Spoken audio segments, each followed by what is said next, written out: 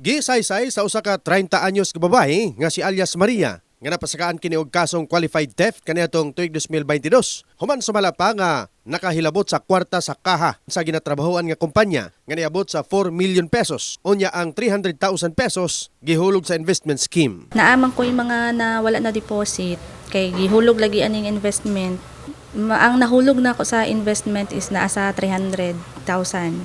Naabot og 4M. Gipasabot ni Maria nga sa dihang gihimo ang inventaryo, nasakpan siya unya nakig-ariglo, nakabayad og 3 ka milyon ka pesos. Unya may balansi nga kapin 1 ka milyon. Gumikan wala dayon na bayran, mao nga nakasuhan siya og qualified theft. Mao nga niadto siya sa Bulacan sa tuig 2022.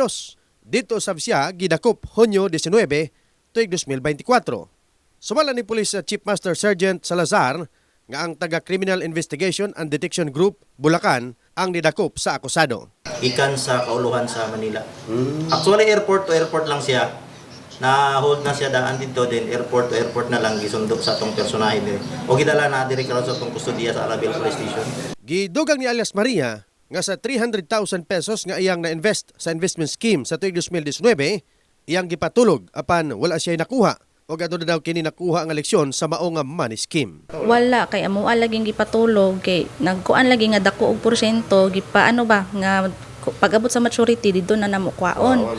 Unya wa man naabtan kay nagserado. Mao na wa jud pud koy nabalik og hatag sa ako ang pagkuha. Wala. In the heart of changing lives, kini si Verjason, Brigada News.